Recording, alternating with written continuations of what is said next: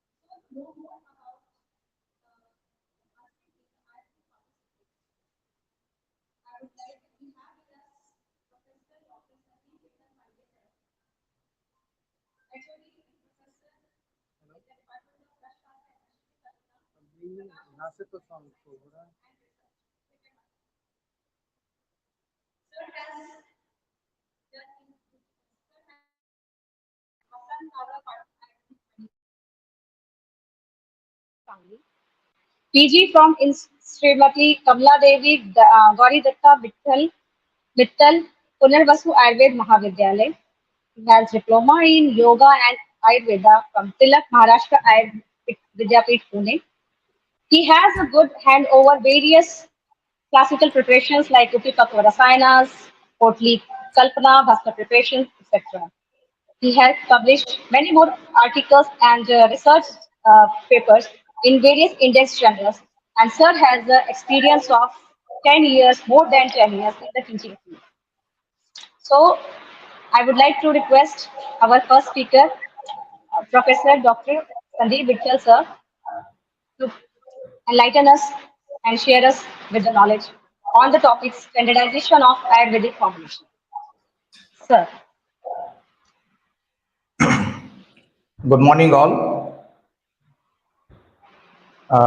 Thanks for giving me such a wonderful opportunity. Uh,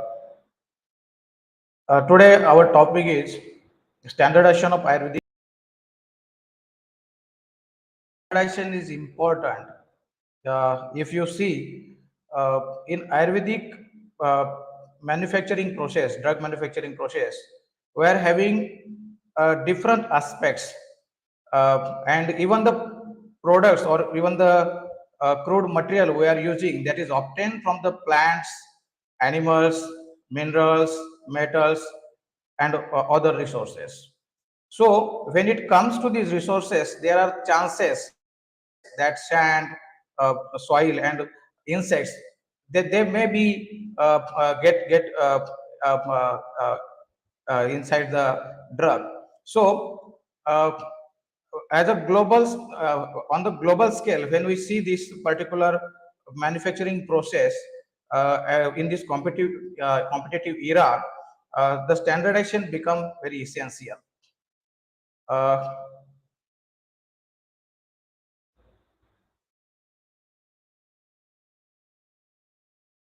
So, and the basic aspects of Rashastra in this academic session, if we observe, is to enlighten the students with preparation process of Ayurvedic medicine as well as the SOPs, that is standard operating procedure, how one should follow and prepare medicine with the uh, purity and safety and efficacy for human being at large.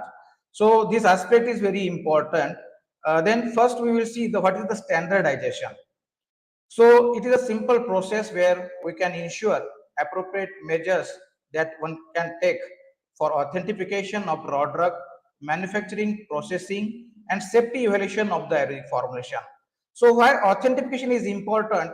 Because since many, I think here students are also there. So in second year, you all know that there are many herbs, or you can say plants, that are mentioned in the Dravya Gun Vigyan, and we are having Nigantus as well. So here you will find that single plant can be mentioned with the multiple synonyms. So simply, if we take the example of the Kumari, that is when it comes to the aloe vera, in the classical text we find that the multiple names are mentioned, like Kumari, Gruhakanya, Chakanya, Ghruta Kumarika. So one must know the synonyms. Why it is important? Because this aspect is very important in manufacturing of the drugs. Authentication or identification of the raw material, whether it is based on the plant or animal or the mineral. So in case of the plants, as just I said, single case of guduchi, you can say, if we consider the guduchi, In Guduchi, we find a synonym like Chakra Lakshanika. So when we say the Chakra Lakshanika, that means in the modern way, if we dissect the stem of the Guduchi, we'll find this particular appearance of the stem, dissected stem. So the standardization process itself is embedded in the Ayurvedic classical text as well. Even today, we are saying the standardization in the modern perspective, but when we consider the classical text, there also you will find the mention of the different standardization methods, which we uh, which we are ignoring actually. See, we are discussing here. Then the next is why standardization is important, in which phases standardization important. Then we say that during the cultivation, because see, this is the you can see this is the era of the sustainable development. So we are obtaining plants from natural resources, or you can say the forest or hilly areas where they are in their in situ habitation. So when it we are obtaining this and extracting these plants, sometimes you will find after a few years they become extinct. So the standardization process starts from the cultivation itself. There are good agricultural practices, you can say, defined by the world WHO. So WHO also provided guidelines for this standardization of the, you can say, the cultivation or even the harvesting or collection of the plants. Then next comes to the manufacturing process. Since everything is there in the second year, you are having rasashala or good manufacturing practices in the syllabus, or you are having standard operating procedure for particular drug manufacturing processes.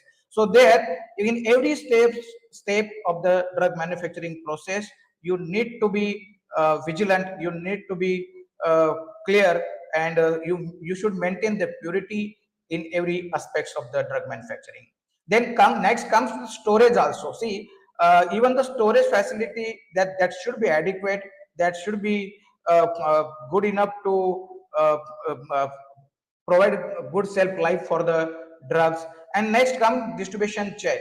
If distribution chain is not proper, then there is also the problem of standardization, because you will sometimes you must have seen that even you went to the medical shops, and they will say that if that is unbroken, then yes, unbroken or intact, then you can accept it. Otherwise, if that is broken or not intact, then you should return the drug.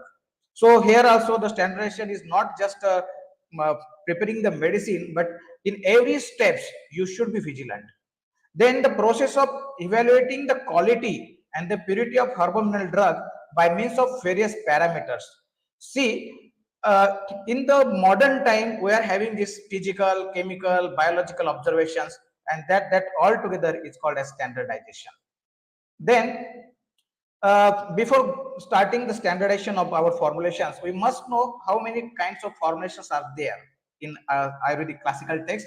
And even in today's era, we are having this cosmetic preparation, oral preparations, which we have taken from this modern preparation aspects. So the Ayurvedic formulation basic concept is we are having single drug preparations.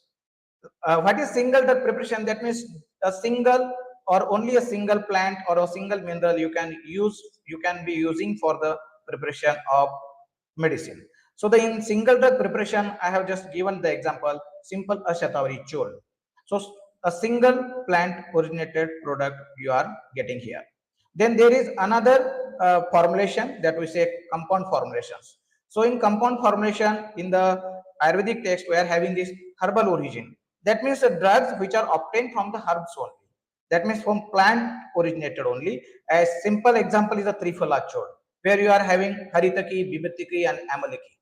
So then next come to the mineral origin. In the mineral origin, we are having Mugdaras. I am just highlighted the basic preparation here. So the in mineral, that is though it is a mineral metallic, we are having rasa, that is mercury as a metal, and mugda, that is a suda as a another substitute substance here. So the mineral origin simple is of mugdaras. Then next combination is herbo mineral. See, Ayurvedic preparations are more complex than the modern one, because in the modern preparation you are having a single constituent or you can say the isolated component of the material. But here you are having crude forms.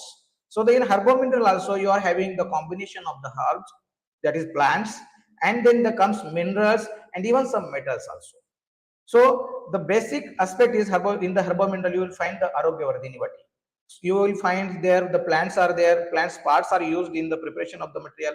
Then their minerals are used, and also you will find some metal, that is bhasmas, are also used for the preparation of the these herbal mineral compounds. Then another aspect of the Ayurvedic formulation is that based on the dosage form. So you will find in the solid state, in the liquid state, even sometimes you will find the semi-solid dosage forms. So when it comes to the solid dosage form, you are having churna, vati, that is tablets. Even in the there are other preparation as well which are in the solid dosage forms. Then next come to the liquid dosage forms where you are having taila, that is Shiddha taila, you can say, then Asava, Arista, Druti, syrup, and others. Then next come to the semi-solid dosage forms. You are having Avleha, Malahar, and other preparation are also available. Why it is important? Because first, going to standardization, before going to standardization, you must know a kind of preparation which we are having in our text, or adopted from the other streams of you can say the medical uh, other medical streams. Why other medical streams we are also having this cosmetic preparation? You are having sun cream, you are having lotions, you are having toothpaste, balms. These uh, all are we have adopted from these recent developments. Since the Sushruta already said, Ekam Shastram Nadhyano. Uh, so considering this aspect, we are evolving again, time and again.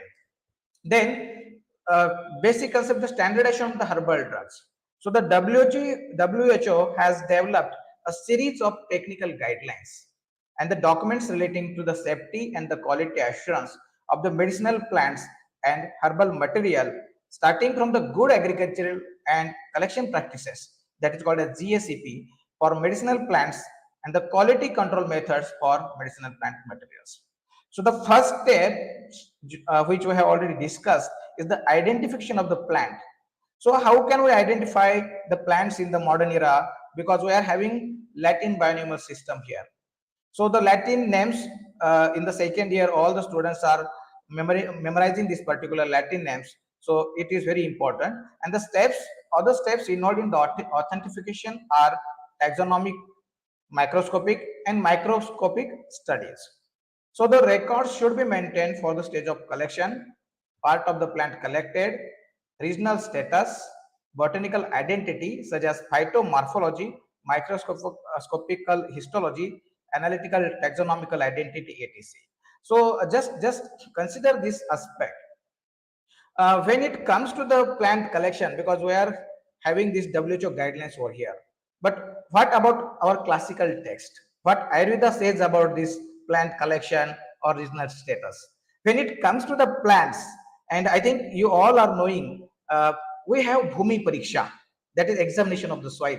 So we have different kinds of soils, that is Parthiv, Jaliya, Agniya, you can say Vayavya, Akashiya. These Panchabhautik soil patterns are there, which are mentioned in our classical text. Why soil is important? Because if you go from Kashmir to Kanyakumari, you will find there are different kinds of soil present in India. That means in modern context, we can say laterite soil, black soil, alluvial soil. So there are different soils, and soils have their different panchabhautikatva, and that means they are having different minerals, different uh, uh, nutrients which are essential for the plants. And so when you collect plants for the different regions of India, or you can say even in considering the globe, you will find that different plants, that means the same plants collected from the different region may contain the different minerals, or you can say the nutrients. So that aspect mentioned by Sharandhara, Sushruta, and other classical text. So it becomes very important, the Bhumi Pariksha. So in modern times, we are seeing the good harvesting practices, good agricultural practices, but basically that is not the new phenomena. It already is mentioned in our classical text, but we need to redefine our text. So when it comes to the plant collection, you must know which kind of bhumi the plants were collecting from, because the regional status defines the potency of the plants. Then another factor is botanical identity of such phytomorphology, microscopical, and these are, you can say, the uh, uh, destructive technology used for standardization of the herbal drugs. So why standardization is important? Just we are discussing standardization, why it is important, because see, there are many things which are essential for global acceptance of Ayurvedic formulations. When we are uh, exporting our traditional medicines, you can say the plants or other preparation, Ayurvedic preparation, we will find since the after the COVID pandemic, there is a global acceptance for these formulations, but uh, we find that some plants are containing some contaminants, some toxic materials. Excuse me. So and you will find they are rejecting this material, and they are blaming Ayurvedic plants, or you can say the medicines, for these particular issues. So first of all, we must know that there are geographical and environmental variation in the drug harvesting and collection. Since we are collecting drugs from different parts, so one must know there may be geographical variation, or you can say the environmental variation. Then next come to the contamination. Since these are all perishable products, simple, in the simple language you can say these are perishable. That means whatever material we are using, that is not sorry, permanent. So there are chances of contamination from different fungus, bacteria, viruses, or even insects and other uh, uh, uh, other substances. Then next come to the adulteration, because see, this is the a kind of a business. So when you read second year in your in Maharasa, Sadhan Rasa, you will find there are adulteration in your rasa dravyas also. Just take an example of kampillak. So the kampillak, it's a plant originated product, but you will find that they mention that the brick particles, or you can say the istica churn, that can be mixed with this ampilla as an adulterant. So one must know what kind of adulterants are there. So the taste is there, standard taste is there, to just find out the adulteration. And even in our classical text also, we have shodhana process. So in the shodhana also, you will find drugs are purified depending on the media we are using, like simple potable water we are using for purification of the navsadara and the others. So one must know there are adulteration, and uh, uh, in the standardization, it is a very essential to uh, uh, identify pure drugs. Then toxic chemicals in the plants and the minerals. Since that it is regarding the toxic chemicals in plants and minerals, we are having some insecticide, pesticides we are using in our agricultural practices, so that get absorbed in the plants. Even heavy metals also, like arsenic, cadmium, mercury, they are get absorbed in the plants, and you can find that in the final preparation also, you will find the traces of this toxic chemicals and the metals in your product. Then in classical text also, you will find there are different methods of shodhana, marana, and manufacturing process. So depending upon the classical text, since different acharya have mentioned different shodhana process, so it becomes very difficult for us also to unique to give unique uh, shodhana process for particular product. Then we are having compound formulations.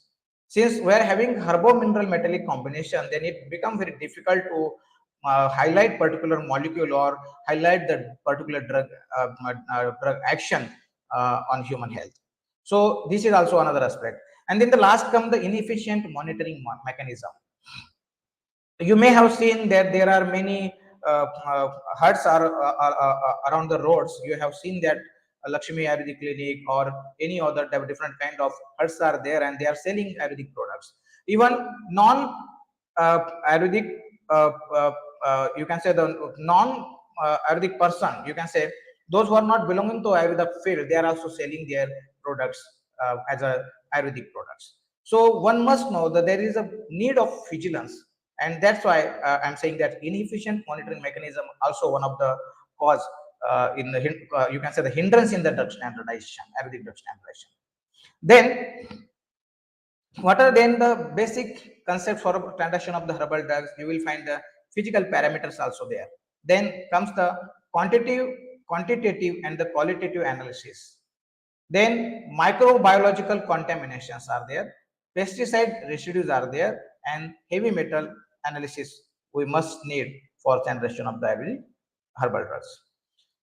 Regarding the crude drugs, transition of the crude drugs, we must know that origin, their common names, their scientific nomenclature, and family. Then their geographical sources and their history. That is whether it is uh, uh, invasive species or not. It whether it is belonging to the Indian subcontinent or whether it was imported by the Portuguese or because of the Britishers. Why history is important? Because there are some recent plants. Just take the example of Argimano mexicana, that is Swarnakshiri. Swarnakshiri. So the Swarnakshiri is also, we have uh, uh, brought this from the, you can say, the South American continent. So new drugs which are cultivated in India's, even in the kitchen also we are having tomatoes and other, these are you can say around 200 years they are planted in India. So one must know the history from where they introduced, from which uh, period they are introduced in India. Then next come to the cultivation, collection, preservation, and the storage. This is very important in the drug standardization, because just we already discussed about the Bhumi Pariksha. This cultivation is very important. Then collection, regarding collection also, you will find this mentioned in the classical text. Then in the classical text, you will find the Sangraha Kala, what we say in for collection is a Sangraha Kala, depending upon a Ritu, that is season, in which season, which plant part one can collect. Even Sharandhara, Srushruta, they mention this particular aspect of collection of the plant. That means when you want to collect the plants, Sharandhar says that in Sharad Ritu, in the Sharad Ritu, you can collect the plants. Even other Acharya also says that when you want to collect the twak, that is bark or part of the plant, then that should be collected in the Sharad Ritu. So, and if you want to collect the fruits or you can say the flowers, then that should be collected when they are mature. So the collection is this particular aspect is also mentioned detailed in our classical text. Like just I discussed Ritu, then there depending upon the karma, depending upon karma and depending upon virya, which plant parts that should be collected, that is also mentioned. Then, in the case of preservation and storage, also Acharya Charaka in Kalpasthana, even Acharya Shrushruta, they mention how to collect the, how to store these particular uh, products when you prepare these medicines. So that should be that is also mentioned in our classical text. Then next come to the microscopical and sensory character. So macroscopic, then overall plant appearance we are observing, and then microscopical we are dissecting the plant, we are observing you can say the tears and other sections of the plant. Then comes to the chemical composition, since everything is uh, uh, everything is from uh, uh, you can say the chemicals are present in everything. So in the plants also they are having different chemicals, and they are already identified by uh, in modern era. So one must know what is the chemical composition, whether that particular chemical is present in the product which you are preparing or not. That becomes very important. Then identity, purity, strength, and assay. So the first, you should identify the drug, maintain the purity, maintain its potency, maintain its efficacy. That becomes important. And then again, you have to find what are the substitute. See, in the modern era, we're discussing about the substitute, but in Ayurveda also, we are having abhava dravyas. In Bhava Prakash, different abhava dravyas are mentioned. That is, I think you all are knowing in the Dravya Guna, there are mentioned if you are not having uh, uh, Jivaka, Rushipaka, or the Dravyas, then there are substitute also mentioned, like you can take Ashwagandha and other drugs. So one must know what are the substitute if you are not getting particular drug. And again, the point is adulterant. Adulterant, one must know the how to identify the particular drug with the purity. Then see, it is very important because in the physical parameter or even in the chemical parameter, we are having this all modern aspects. But in the classical text, in Ayurvedic text, you will find the focus was mostly on organoleptic character. See, whatever the tests are mentioned for the, you can say for Swarasa, for Kalka, for Churna, for Avleha, for Asavarishta, there are even for Siddha Tailas, there are particular Siddhi Parikshas. So the Siddhi Parikshas are based on this particular aspect because uh, whatever the outer appearance is there, that are that were considered by our acharyas. See, the case of Swarasa, we are saying that Vasra Nispidito, Vasra Nispidito. So that is filtered from the cloth. That is the standardization of the Swarasa. In particular, you can say the physical parameter if we consider this. Then even in Acharya mention rasa, that is taste. Taste, color, odor, appearance, viscosity, moisture content, pH, disintegration time, friability, hardness, flowability, sedimentation, ash values. These all are just the terminologies which are observing in the modern times. But in the classical test, you will find in case of Churna, there also you will find atyanta shushkam yada dravyam. That means Churna that must be atyanta shushka. The criteria is, you can say, the physical appearance. Atyanta shushka. Vastra galitam, that means filter through the cloth. That kind of, you can say, the fineness has been mentioned in our classical text. Even in case of Auleha, we are having this particular Tantu Matwa, Apsumajjanam, uh, Ghanatvam, even you can say uh, Gandha Varna Rasodbhavaha. So what is Gandha Varna Rasodbhava? In the modern times, we are having color, odor, and appearance. Gandha Varna Rasodbhava. So, but since we are in the modern era, we must have this uh, presentation, documented presentation to justify our claims. Then, what are the chemical parameters? So, the limit tests, chemical test, chemical assay, these particular tests are there.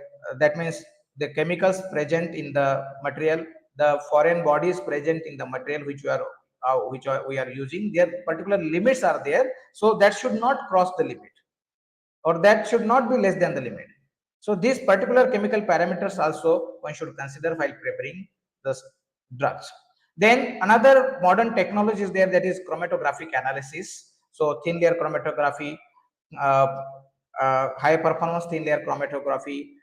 Then there are GC, UC, and fluorometry. Other techniques are there that particularly find helps in the finding the particular component, or you can say the constituents of the drug. Then come to the botanical evaluation. I think we have already knowing this particular aspects, that is botanical identity, phytomorphology. Even if you are having this particularly, just take a case of Guduchi. So earlier I told you that Guduchi, their synonym is the Chakra Lakshanika. That means when you dissect the Guduchi, you will find that uh, particular chakrika like structure is there. That means you will find the particular pattern. But you cut the lady's finger, that is you that uh, you can say that particularly bhendi, we are saying in Hindi. So just you cut that, you are having a particular pattern. You cut the guduchi, you are having particular pattern. So that is mentioned there. But in the modern era, we must know the phytomorphology, microscopical and histological analysis. That is whether what kind of cell wall is there, whether nucleus is there or not in the plants. So one must know the, we are having these animal cells, plant cells, but one must know the characteristics of the plant cells. Then comes to the starch, then comes to the calcium oxalate crystals, like in case of, you can say this uh, I forget the particular plant, but in that particular plant, you are having these calcium oxalates crystals. So one must know their fibers, vessels, and these particular patterns that are in the plants. Then foreign organic matters, if any, one must identify this also. Then quantitative measurements, uh, just where we will discuss in the next slide. Then comes to the pharmacological properties. So what are the pharmacological properties? One must know the biological activity profile. One must know the bitterness value. That means after dilution also, how much parts are there that will show you the bitterness.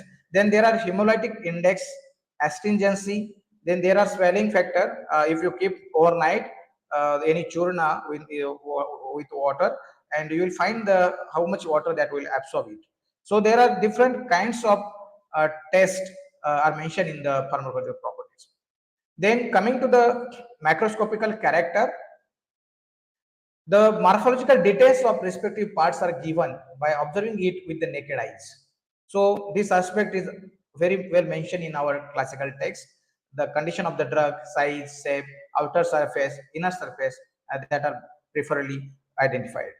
And then the comes to the organoleptic property. Just we discuss about the avleha, gandha, varna, rusad, color, odor, taste, consistency. Because even in the Shishiras also, that is Central Council for Research in Ayurvedic drugs, there also you will find this particular in drug standardization, these organoleptic characters are mentioned.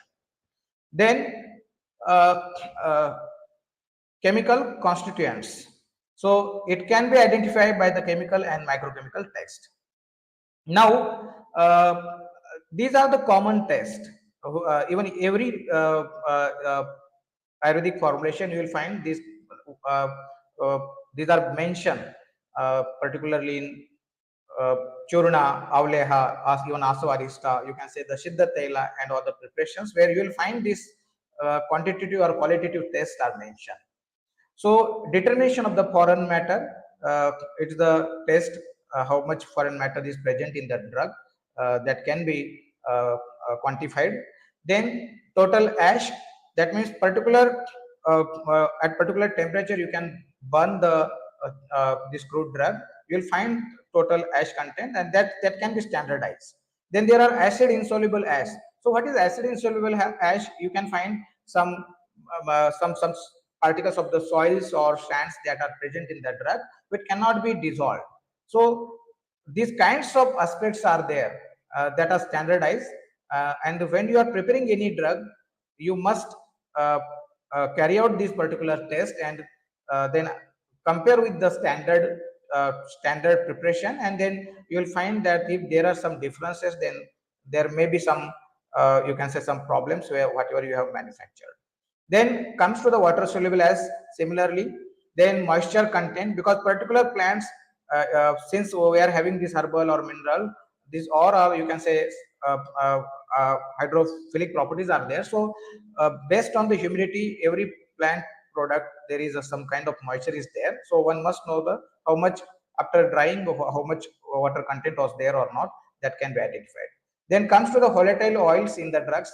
In many Ayurvedic preparation, you will find their essence is there. So volatile oils are present in the drugs that can be tested.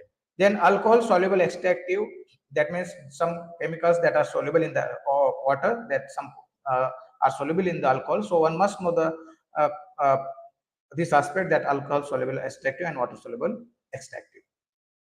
Then quantitative and qualitative analysis, you are having chromatographic evaluation. So basically you will find even for the Rasaushadhis also, we are using the spectroscopic technology, spectroscopic evaluation, spectrophotometry, TLC, high performance thin layer chromatography, HPLC, nuclear magnetic resonance technology.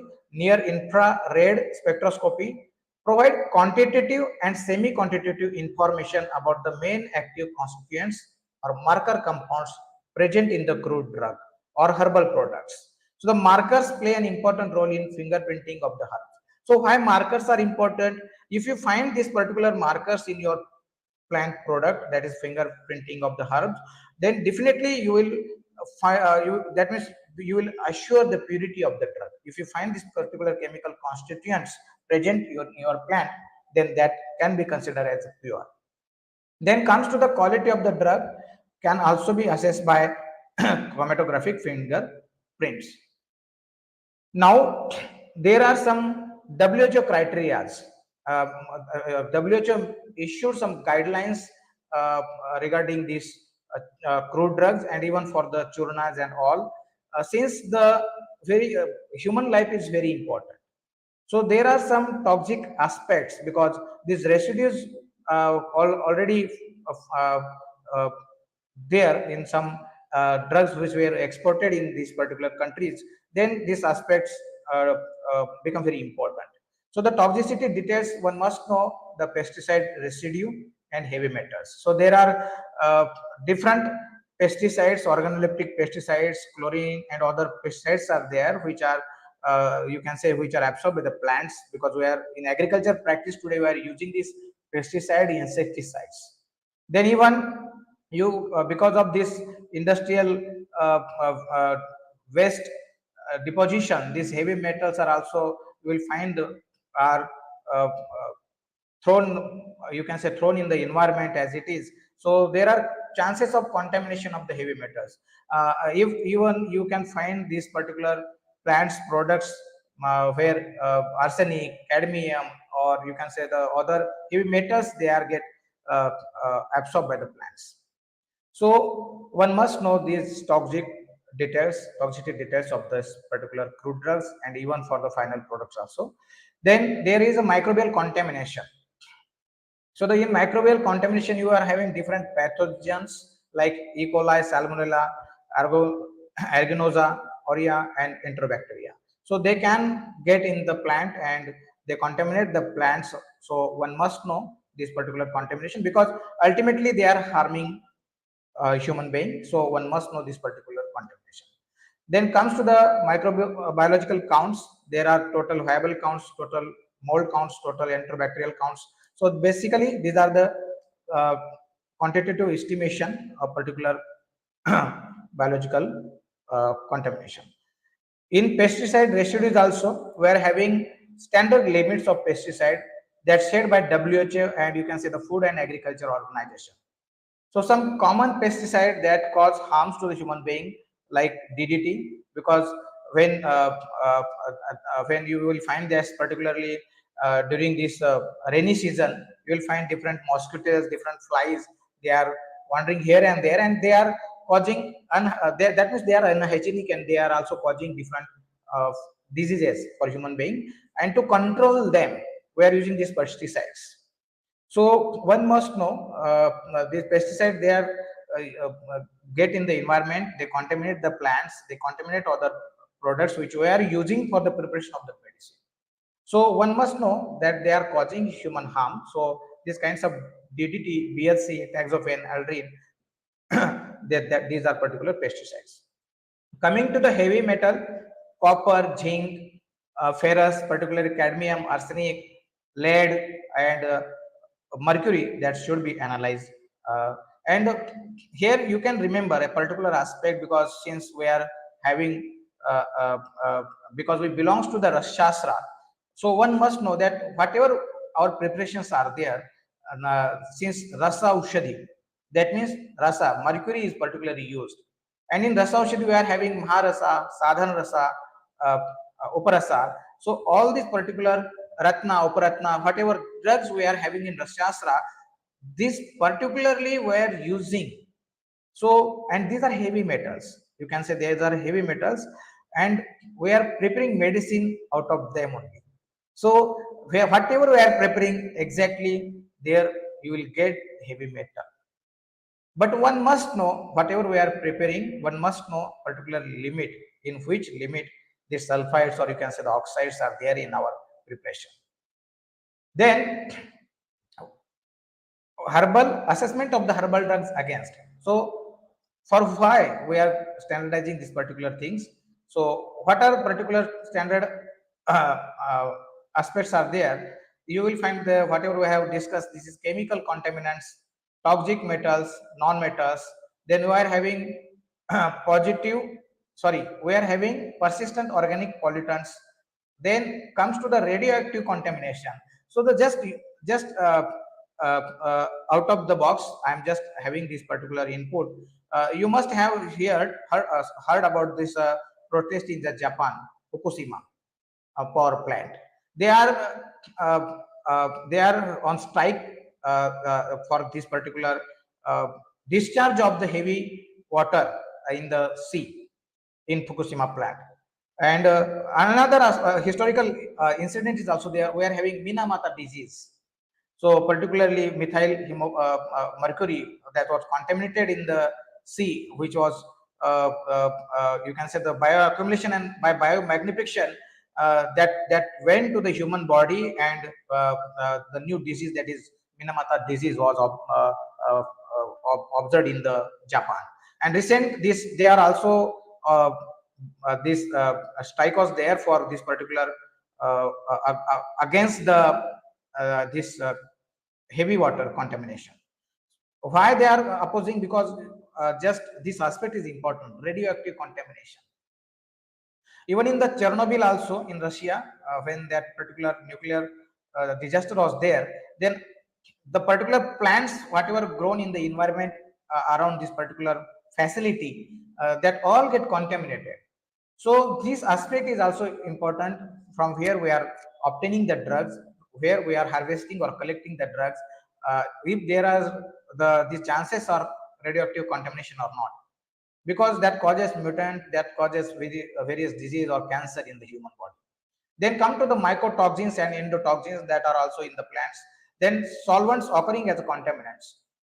Then biological contaminants, microbiological contaminants, then parasite contamination, agrochemical residues and pesticide residues. Agrochemical, that is not just the pesticide case of the pesticide or insecticide, where is using different fertilizers also, chemical fertilizers.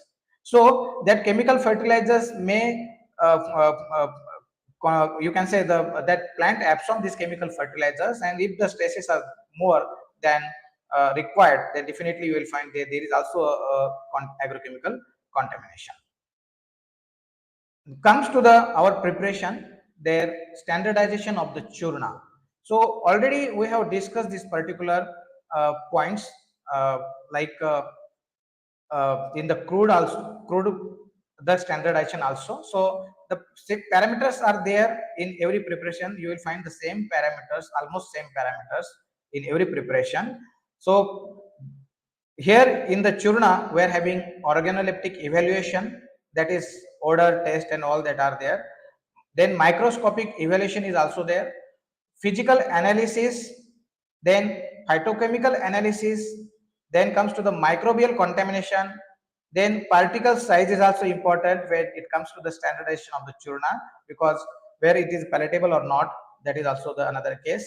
Then the test for the heavy metals, just we have discussed this aspect, because our preparation they are already having heavy metals. So on the global scale, we need more justification, we need more study to for global acceptance of our drugs. Then comes to the test for the alpha toxins. These are very hazardous because it causes death of human beings. So these also important aspects while preparing the churna. Then pesticide residue, and then the shelf life. That means the drug should be prepared to keep its shelf life intact. Now, what are the organoleptic evaluation? Color, odor, taste, these all are, that means physical appearance, or you can say by a sense organ, you can just test this particular churna, you will find color, odor.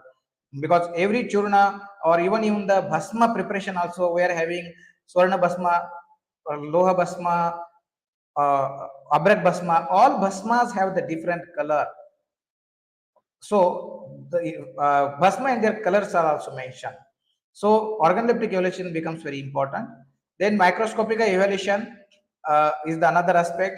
Then comes to the physical evaluation. See, these are very technical aspects in the modern era, and now to for the global acceptance, we are also uh, adopted these all the things, and now whatever we are preparing in the uh, uh, whatever we are preparing and distributing in the market, that should go through this all the test. So loss on drying at 105 degrees centigrade, this is a test. Then total ash content, then acid insoluble value, then comes to the water soluble extractive, and the pH. Then the standardization of the churna, we are having phytochemical evaluation, because just we have discussed already this test, that uh, particular component or constituent we are highlighting, and whether that is present or not, that is also the other aspect of this particular test.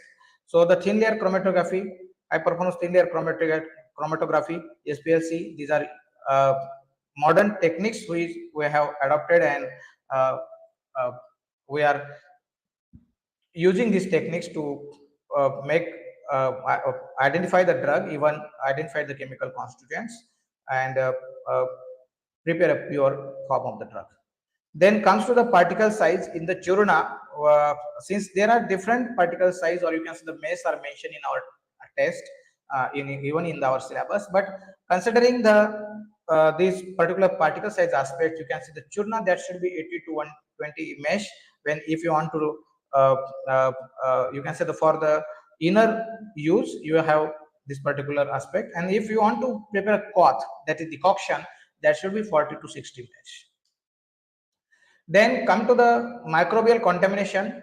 There are total aerobic, you can say the aerobic counts are there, enterobacterial counts are there, total fungal counts are there.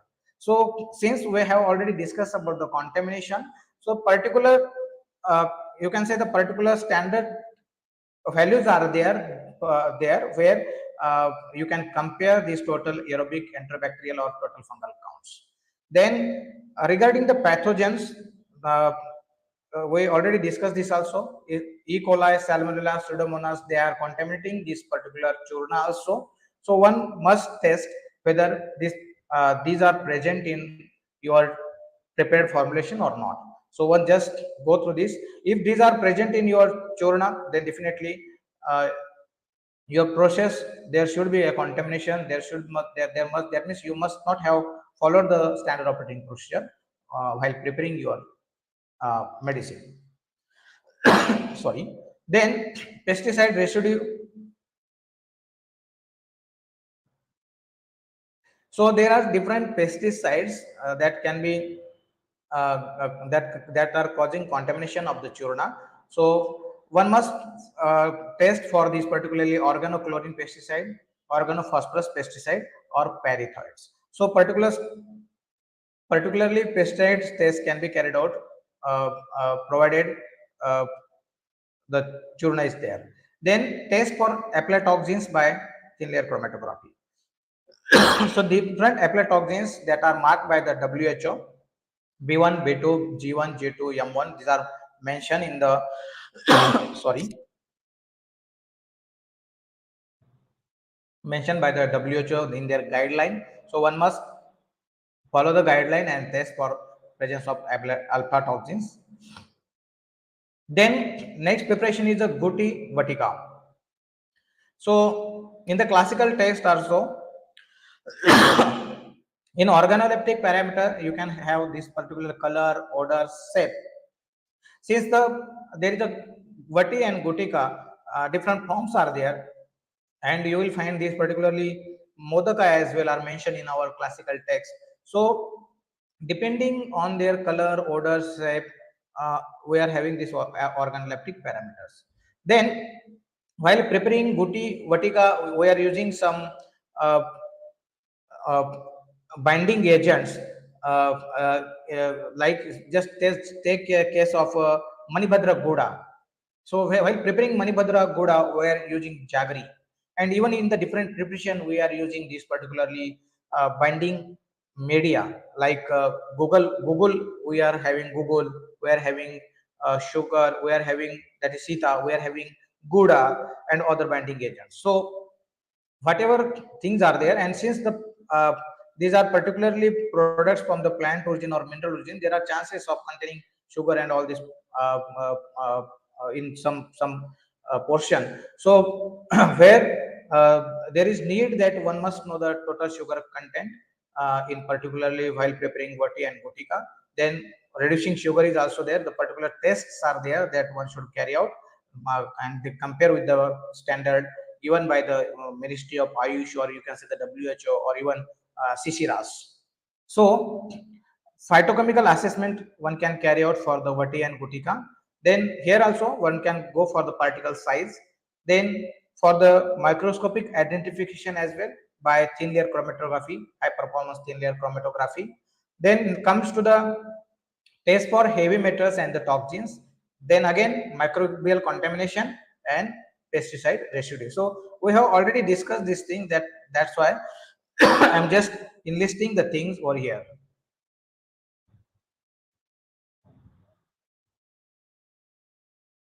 In the physical parameters, we are having ash value, acid insoluble ash, water insoluble ash, alcohol soluble extractive, pH also, volatile oils, melting temperature, and loss on drying. Now, this is another aspect, since most of the students are there from the who have already done second year, or who are doing in this, who are in the second year. Uh, we are having quality control labs in almost all the colleges uh, in the India. So basically, uh, there is a guideline by NCSIM that quality control lab should be there for the PGs colleges. So when it comes to the quality control, that is only aspect of standardization. So in the pharmaceutical parameters, you will find what we are testing in the lab, that is hardness, where Monsanto hardness tester we are using hardness. Then we are finding out uniformity in the weight, since we are preparing the doses, and that should be the drug should be delivered in particular dose. So the whatever tablets or whatever Botica or capsules or all the other preparations which we are preparing, that should be uniform. That should be uniform in the weight. That should be uniform in the diameter. That means that should be easily palatable. That aspect one should focus upon while preparing drugs. Then another important aspect is viability test. Since in the very first slide we have discussed about the standardization from cultivation to the distribution. So this aspect is from cultivation to distribution, and here the aspect is distribution also. So when you are distributing the product, so one must go through the friability test. So how much stress that particular tablet or that particular gutika yavati should bear. So the friability test that one can carry out. Then comes to the dissolution time and disintegration time. That means the tablet which we have prepared, that should get dissolved while when we in stomach, and that should be get disintegrated in our system. So that can be carried out in the lab also. So these particular machines are also there that are used for this particular test. Then come to the Avleha preparation. In Avleha, we are considering the Ayurvedic preparation. There are different Ayurvedic preparation which we already discussed, and these are different forms, and different forms have different tests. So here, the same test, organoleptic evaluation, that is odor, color, and in classical language we can say gandha varna rasodbhava, tantu matva, apsu majjana. These all are used for the Avleha test. There is physical evaluation is also there. Then comes to the total sugar, reducing sugar. Then you can go for the chromatography, thin layer chromatography, high performance thin layer chromatography, SPLC. Then another important aspect, that is test for heavy metals, because see, even in the just take case of the chomprash. Why standardization is important? In case of Chyawanprash, you are having around 30 or 39 drugs. So one must know. See, the in the one slide we have already discussed the substitute also. So in the Chyawanprasha, you are having this particular plants mentioned in the classical text, and in every you can find out the for every in the recent every pharmacy they are mentioning this particular uh, you can say that drugs which are used for the preparation of the chomprash on their labeling. In the labeling, in case, take case of the Dabur chomprash, take case of Patanjali, Baidyanath, or any other pharmacy which are preparing chomprash, they are mentioning all the ingredients. And when if you go to the market and find out whether you are getting this particular uh, all the plants or all the crude material there, you will find that you will not get all the plant material that are there. Are some substitutes are also mentioned in the classical text. If you are not getting riddhi ruddhi, you are not getting jivaka rishabaka, then you can use a substitute. So if the company is mentioning all the drugs, then one should introspect why we are not getting these drugs. So here also you will find out and from where they are collecting the drugs. So if they are collecting the drugs from roadside, if they are collecting drugs from, you can say, the uh, mining areas, so there are chances that contamination of the heavy metal is there.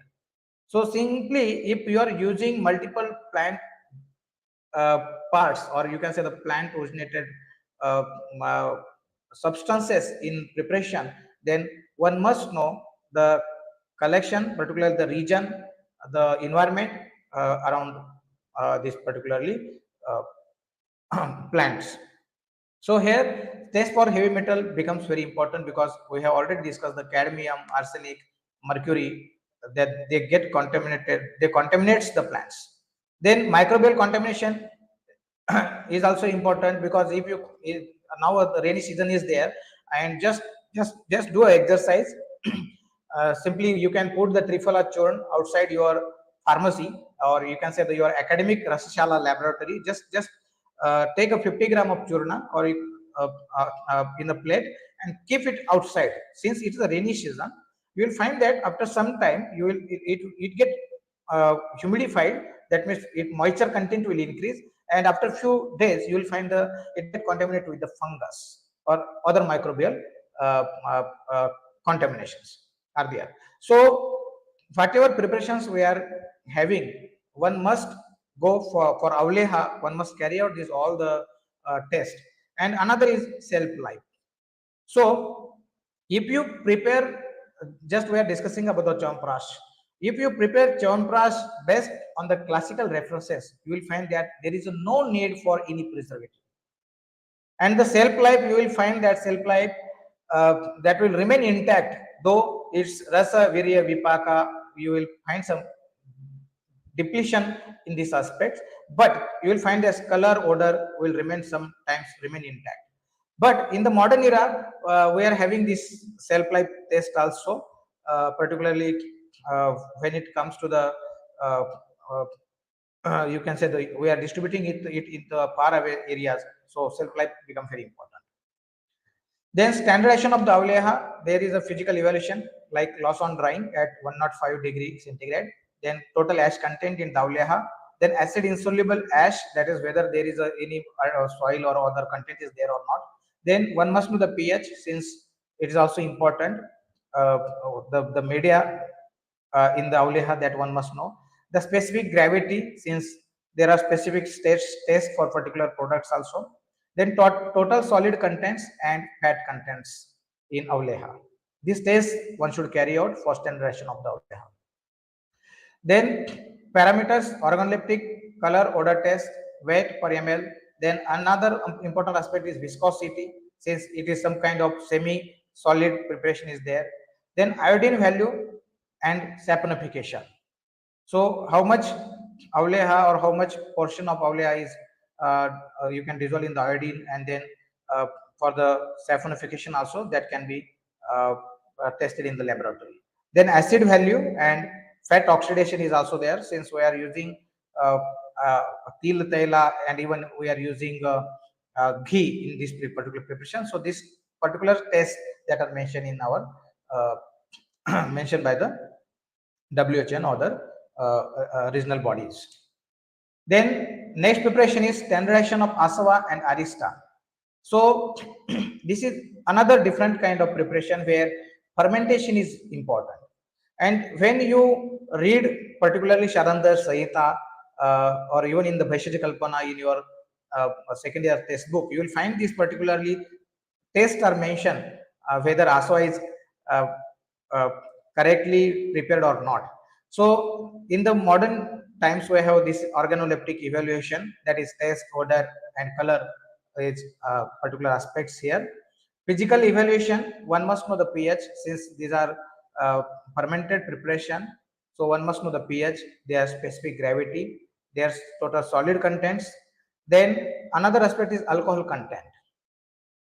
Since uh, if the preparation go wrong in asava arista, if the preparation go wrong, then there are chances of, you can say, the uh, uh, different, there are different kinds of alcohol like methyl alcohol, ethyl alcohol. So there are different chances that your product get that means get you can say the your product become uh, uh, wrong. So you must know the particular alcohol content, whether it is from 9% or 10% or whatever the standard parameter mentioned by the government agencies. Then comes to the reducing sugar, non-reducing sugar, and total acidity, viscosity, and shelf life. These are other tests that one should carry out for the standardization of ASVA and the Arista. Now, the last one is standardization of the basmas and rashoshadi. So we have already discussed, since these rashoshadis which we are preparing in Rashastra, or you can say the mention in the classical text of Rashastra, almost all you will find the combination of the different minerals and metal bhasmas with herbal bhavna, or you can say the herbal churnas are uh, mentioned.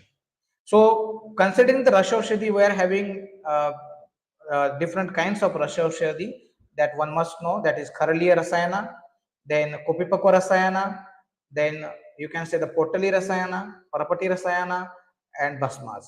So these are different kinds of preparation where we are using, like you just take case of the Potali preparation. In a Potali preparation, we are having this particular, you can say the Kajali, that is mercury and the sulfur, and we are again using sulfur as a media to prepare this particular preparation, where you will find only sulfur is there, maximum sulfur content you will find, sulfide content in this particular drug. So this is the case of our preparation where we need a particular standard standardization criteria, that should be different standardization criteria. uh, uh, you can say, why I am saying this, because I am having this particular aspects here. Since our preparation, we are having these rasa dravyas in large quantity, and if you are preparing this rasa, that is mercury and other rasa dravyas, that is uh, maharasa, uparasa, or other rasa dravyas you are using here, then there are chances that they are all there in your final product. You cannot isolate them, and the whatever the limit, the global standard they are giving us uh, uh, at PPP level, so we are crossing that particular limits. And in CICERAS, I think in our Central Council for Research in Ayurvedic System, uh, they already quantified these particular things, and given this particular limit. Uh, uh, if possible, I will lastly share the some peaks related to this particularly uh, some basma preparations where you will find these particular limits. So when it comes to the Rasaushadhi, standardization of Rasaushadhi, then there should be some Ayurvedic parameters that can be intermingled with the modern parameters, and a separate guidelines should be there for Rasaushadhi, because whatever we are having this particular test, they all are there for other products also. Like physiochemical characterization of basma, we are having color odor test that already mentioned the classical test. Then there is a solubility. Since we are having basmas, mostly you will find that they are not soluble in the this particular water and other alcohol. But since these tests are there, we must know this particular water soluble extractive, alcohol soluble extractive, which how many parts are there that are soluble. Then pH determination is also there. Last come to the particle size estimation. Since these basmas are almost, you will find whatever potas we are giving, the multiple potas you will find that get converted into the nanoparticles. For the basma, this is also a good aspect for particle size estimation. We are using spectroscopy and spectroscopic evaluation for this particular uh, preparation. So regarding basma, this aspect become very important. Then what are the techniques we are using for uh, testing this particular Rashoshedis? These are all modern uh, technology which we are using. But in the classical text, just consider this case. In the classical, for bhasmas, we are having rekha purnatva. That means these are nothing but the organoleptic, or you can the physical appearance. But these tests are very important. Like for the copper bhasma, that is tamra bhasma, you are having amla pariksha. Then for every other bhasma, you are having rekha purnatva. Then you are having vari taratva. So there are almost 10 or 11 tests are there mentioned in our classical text that one should carry out. uh, and that is also important, that one must know that will calculate the fineness, or you can say that will also provide glimpse regarding the particle size of our bhasmas. Now, coming to the modern technology, we are having XRD, that is X-ray order diffraction, or you can say the X-ray diffraction. Then we have X-ray fluorescence. Then we are having scanning electron microscopes. These are the instruments that are used to identify particularly the plasma, you can say the molecules in your uh, rasadravya, or you can say your plasma.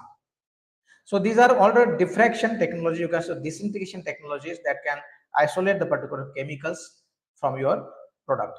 So first is X-ray diffraction, X-ray fluorescence, then come to the scanning electron microscope that can be utilized. That means particular uh, molecule size is there, particular electrons are there in our bhasmas, in that since these are minerals and metals, so this kind of test one can carry out for standardization. Then come to the ICPS, that is inductively coupled plasma atomic emission spectroscopy. So here also you will find particular for particular molecule there is particular plasma is also there, so you can identify the drug, you can identify their particle size based on these instruments. And lastly, particle size analysis is also there. Spectroscopy can be used, and FTIR is also there for standardization of plasma and Rashashidi. So uh, so there are different preparations which we have already discussed in our this session. That is from churna to the bhasmas. That is churna, vati gutika, taila, avleha, and then asavadista and bhasmas. Then there are other preparation also, like cosmetological preparation also there in uh, our test. Like we have sun creams, we have lotions, we have eye drops. So these all drugs, they are having different tests, like refractive index one must know. So there are different kinds of tests based on this particular forms of the doses, and one should go this test for the global acceptance. Why we need standardization? For the global acceptance, we need this standardization.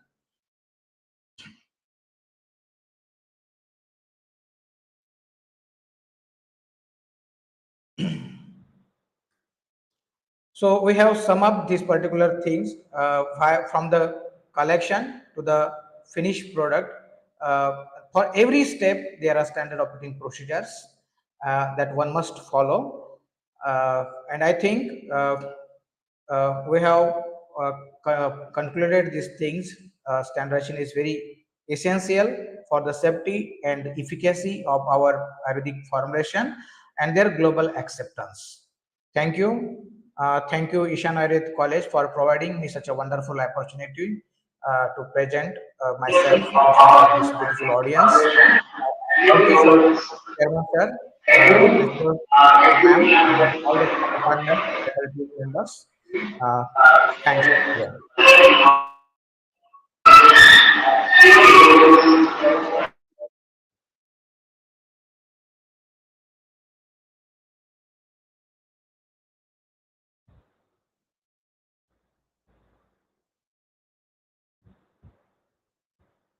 It will help us in future for the preparations of various drugs, including mineral, and food drug preparations. Thank you very much, sir. Now I would like to invite Dr. Amit Kapila, sir, Associate Professor, Desh Bhagat Ayurvedic College and Hospital, Punjab. Sir has done his UG and PG from Desh Bhagat Ayurvedic College and Hospital, Punjab. He joined here as an assistant professor and now working as an associate professor here. He has more than 10 research articles and publications published in industry journals. Title like Clinical Study of Pipalya Law in the Management of Tamakshwas, Analytical Study of Swan Marksheet Bhasma as per Rastarangni, etc. So, without taking much time, I would like to invite Dr. Amit Kapila sir to put some light on the Drug and Cosmetic Act 1940. Sir, please.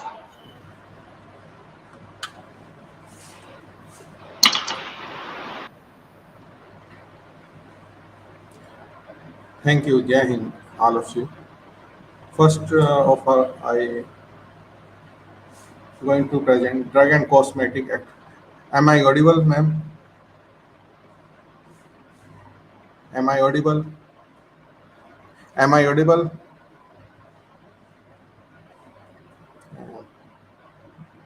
Am I audible, sir? Audible. Hello sir, आपकी आवाज आ रही है? ठीक है sir, ठीक। Okay. Thank you.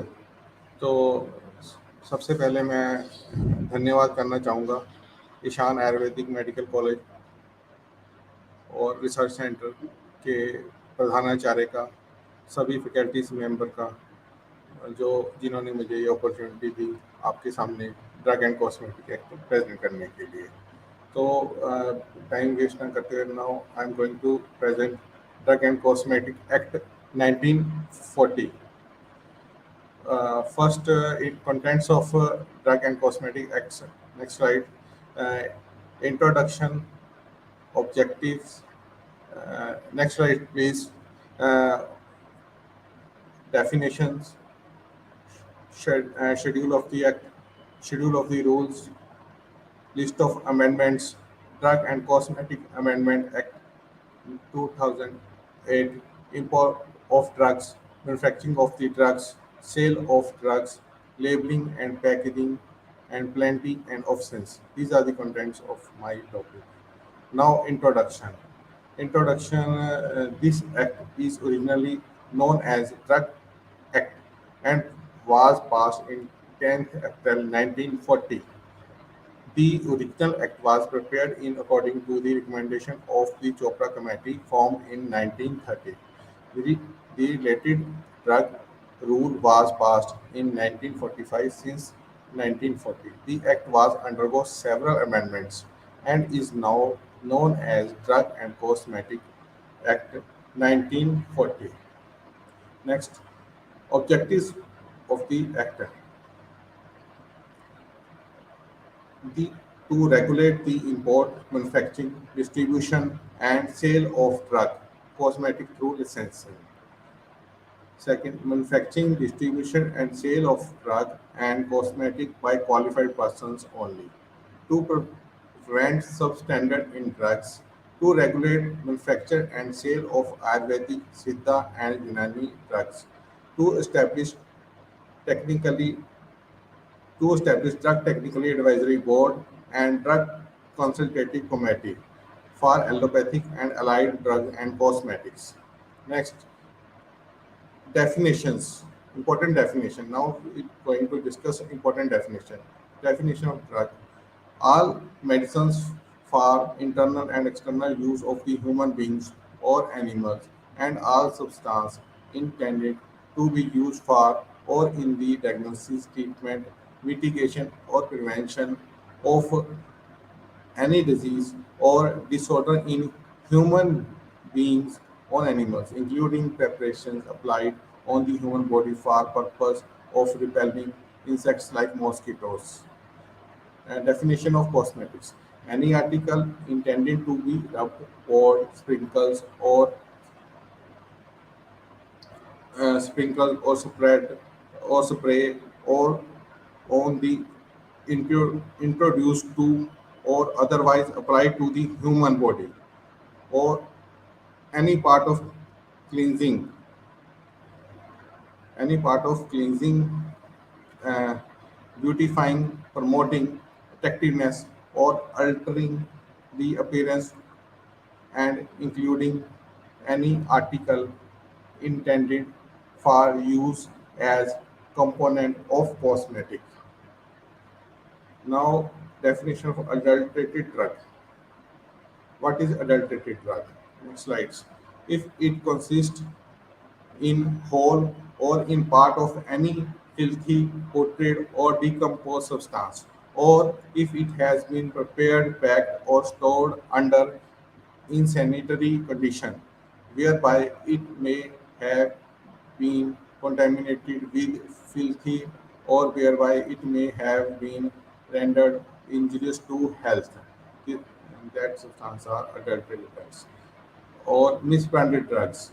If it is so colored, coated, powdered, or polished that damage is concealed, or if it is made to appear better or greater therapeutic value than it really is, or if it is not labeled in prescribed manner, that is misbranded drugs.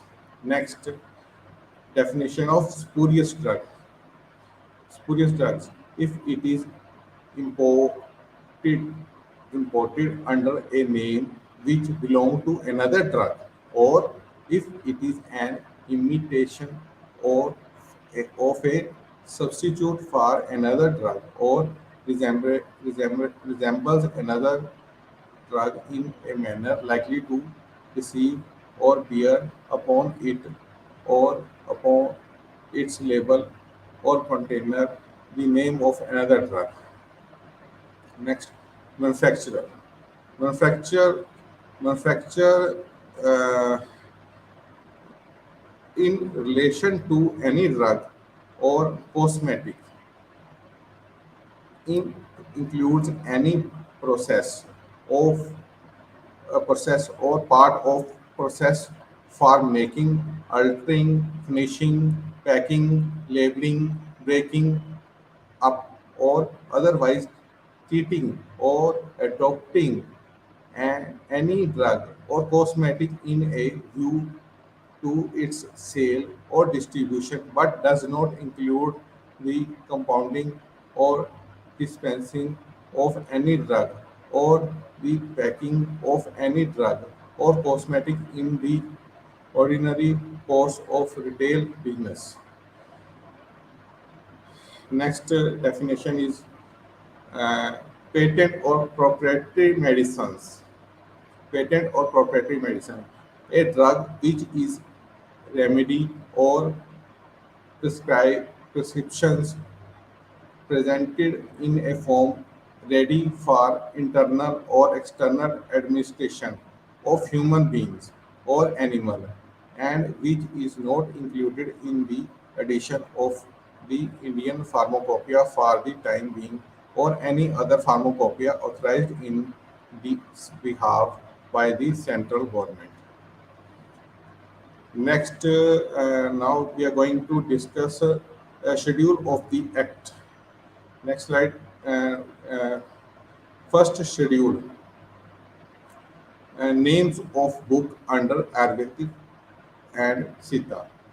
First schedule includes name of books under Ayurvedic and Sita system. Second schedule, standard to be complied with buy imported drugs and by drug manufacturer for sale, sold, stocked, or exhibited for the sale or distributions. Now we are going to schedules of the rules. Uh, Next slide. Schedule of the rules. Schedule A. Schedule A related to uh, performer for farms and application issue renewal etc. This includes all type of performers applications renewal performer etc. Next B is rate of the fee tested for analysis by central drug laboratory or government analyst. इसमें fee or rates includes. C includes list of biological and special products, injectable and applicable to special provision. Next, next में इसी में C1 sorry C1 is C1 list of biological and special products nor enter applicable to special provisions. D is a list of drug that are exempted from provision of import. D1 undertaking the manufacture of his authorized agent required to be submitted along with the application form for obtaining the registration certificate. D2 undertaking the manufacture of his authorized agent required to be submitted along with application form for registration of a bulk under bulk drug or its formulations or its import into India. E Schedule E includes list of poisonous substance under Ayurveda, Siddha and Unani system. F includes provision and application of uh, blood bank. F1 includes content of F1 schedules the special provision applicable to biological and special products. Example bacteria and viral vaccines, sera from the living animals, bacteria origin diagnostic agents. And F2 is standard for surgical dressings. F3 is standard for umbilical tapes. Relate to tells us a standard for ophthalmic preparations, and Schedule G tells us a list of substance required to be used, supervision and labeled according to under medical, and Schedule H is relates to a list of substance prescriptions that should be sold by retail only on the prescriptions of RMP. Next, Schedule J. Next slide, Schedule J. List of disease and ailments that drug should not claim to cure. And K is list of drugs that are exempted from certain provisions and regarding manufacture. Schedule M, requirement of manufacturing premises. GMP, good manufacturing practice requirement of factory premises, plants and equipments. M1, the requirement of factory premises for manufacturing of homeopathic medicines. M2 is related to requirements of factory premises for manufacture of cosmetics. M3 is related to requirements of factory premises for the manufacture of medical device. N is related to uh, list of equipments to run a pharmacy. And O for standard for disinfectant fluids. Next, Schedule P. Schedule P, content of Schedule P are life period expiry of drugs. Next slide, sir. Q is coal, tar, color permitted to be used in cosmetics. Schedule R standard for mechanical contraceptives. R1 is standard for medical device. Or S standards for cosmetics. T requirements GMP of factory premises for Ayurvedic Siddha Unani drugs.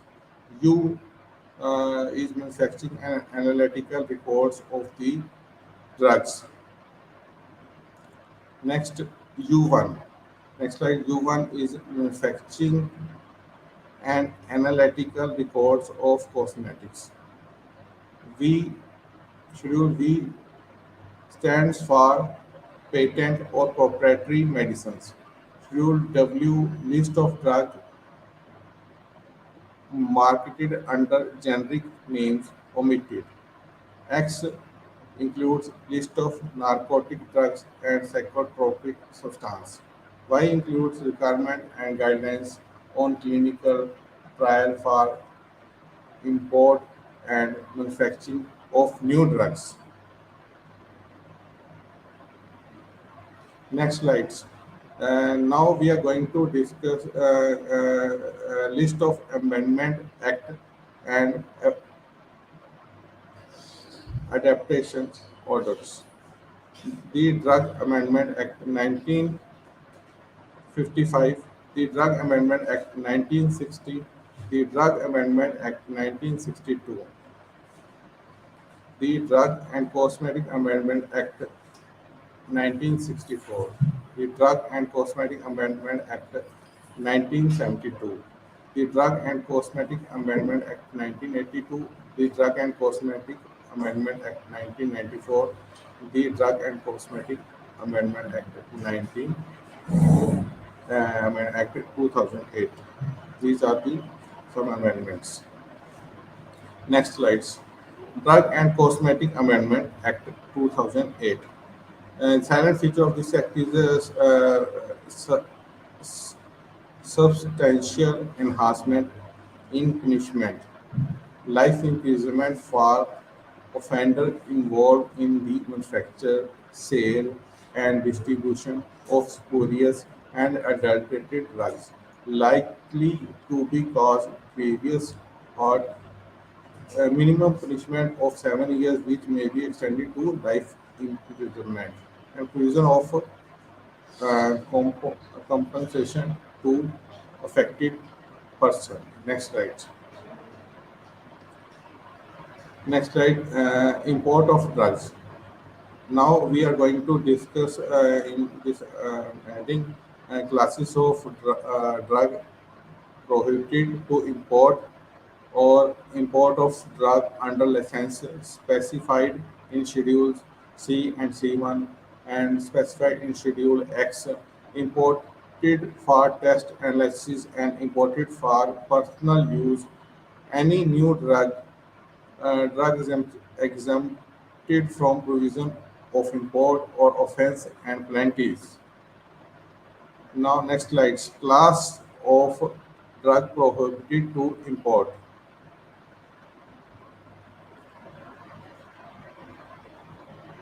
Misbranded drugs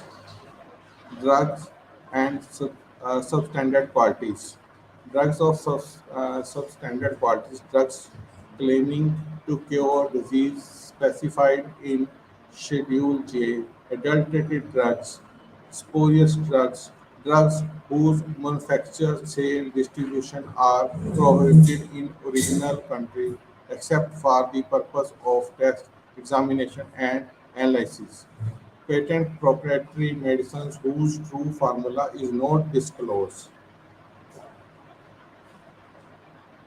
In next slide, import of biological drugs. Import of biological drugs under C and C1. Condition to be fulfilled. Licensee must have adequate facility for storage. First point, licensee must have adequate facility for storage. Licensee must maintain a record of the sale. Licensee must allow an inspector to inspect premises and to check the record. Licensee must furnish the sample of the authority. Licensee must not sell drugs from which sample is withdrawn, and he is advised not to sell and recall the batch from the market. Next slide. Import of Schedule X drugs, uh, narcotic and psychotropic substance. In this under condition to be fulfilled, licensee must have adequate storage facility. Applicant must be reputable in the occupation, trade, or business. Licensee granted even before should not be suspended or cancelled if the licensee has not been convicted any offense under the Drug and Cosmetic Act or Narcotic and Psychotropic Substance Act. Next, next slide. Drug imported for examination, test, and analysis. Condition to be fulfilled. Licensee is necessary under Form 2 must must use imported drugs only for said purpose and at the place specified in the license. Must keep the record with respect to quantities, name of the manufacturer, and date of import. Must allow an inspector to inspect the premises and check records. Next, this is drug.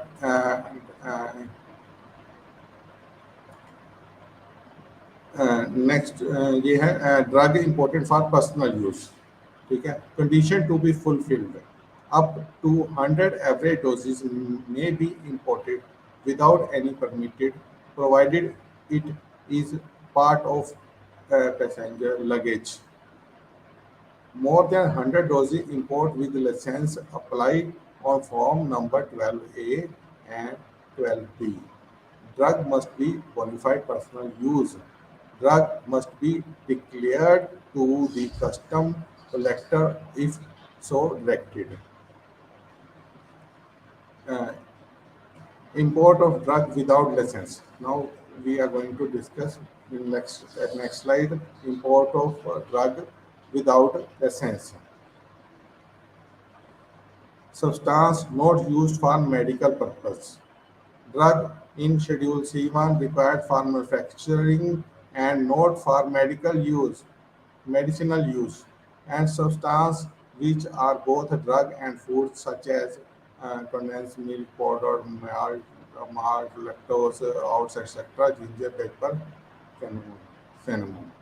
Now we are going to discuss cosmetic prohibited to import.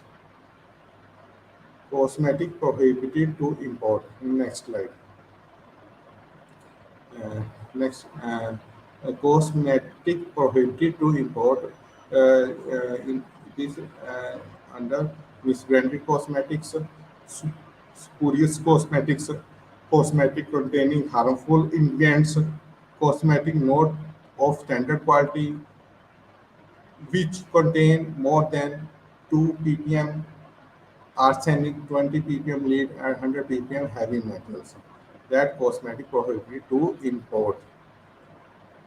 Now we are going to manufacture and discuss manufacture. Next slide, manufacture.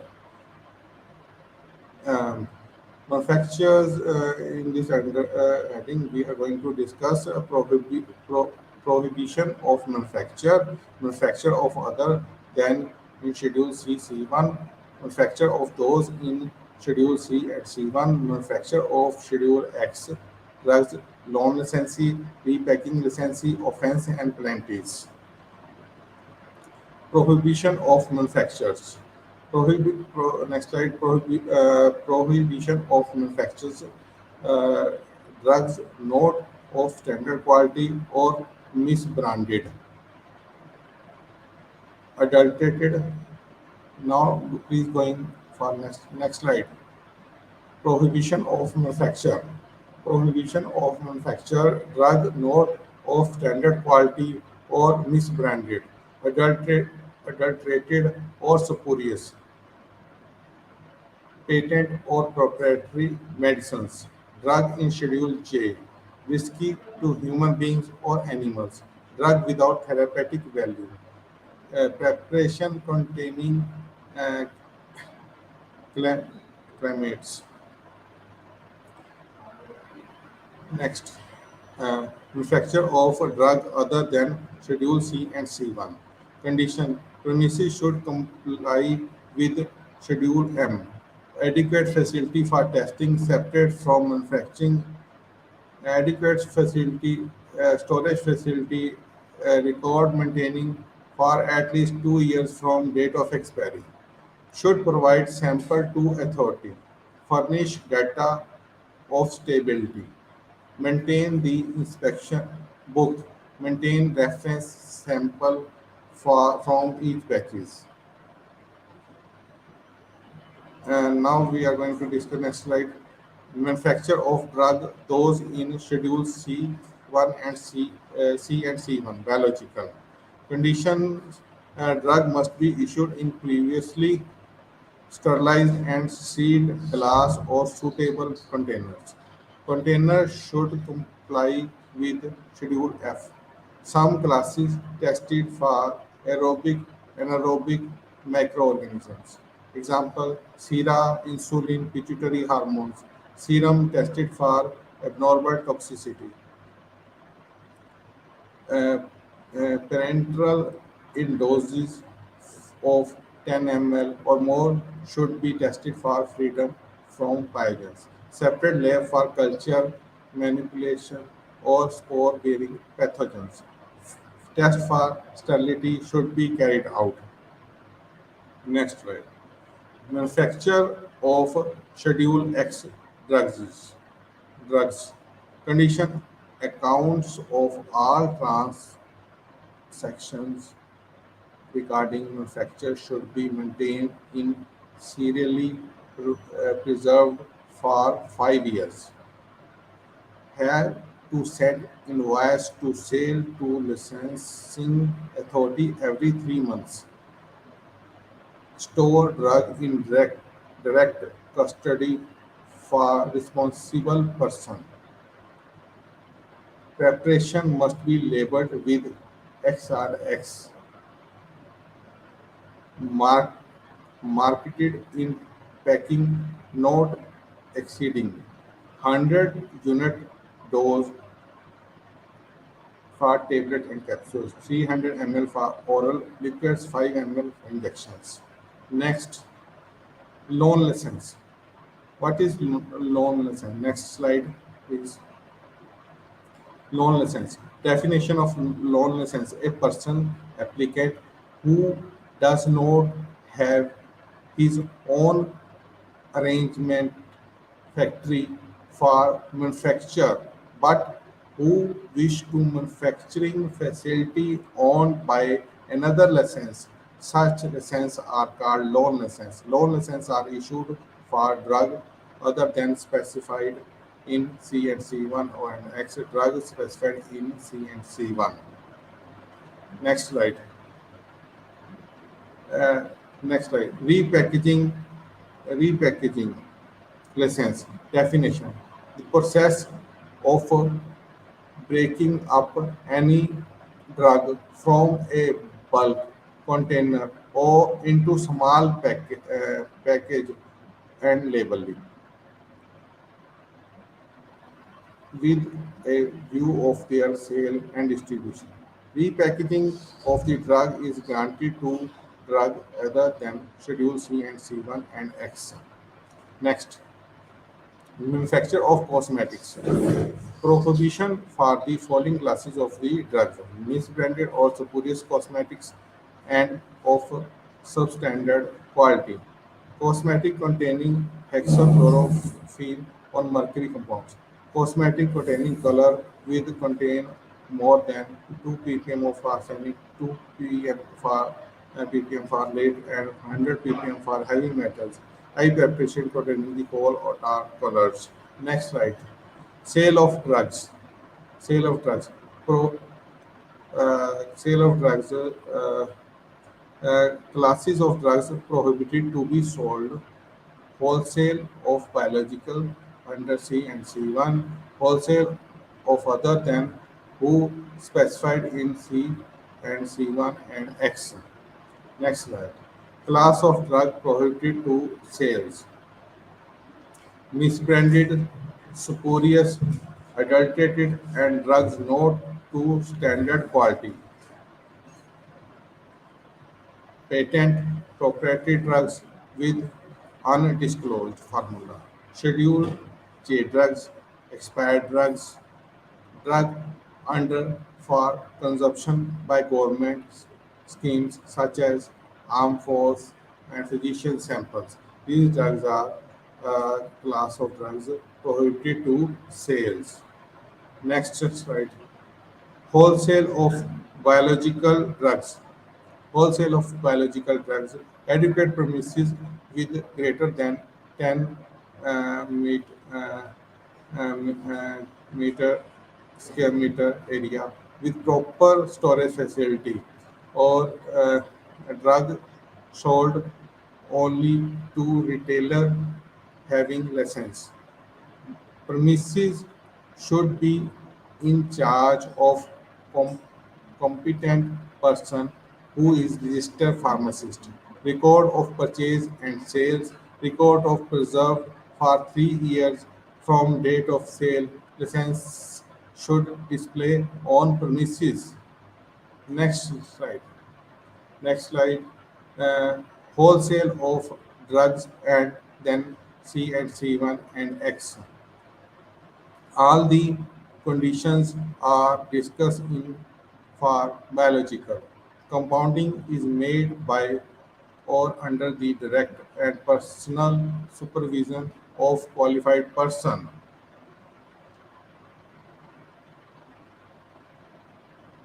Next slide. Labeling and packaging. All the journal and specific labeling and packaging specified to all classes of drugs and cosmetics should be as per provision made under the Act. Next, now we are going to discussing penalties and offences for manufacture of drugs in next slides. Please.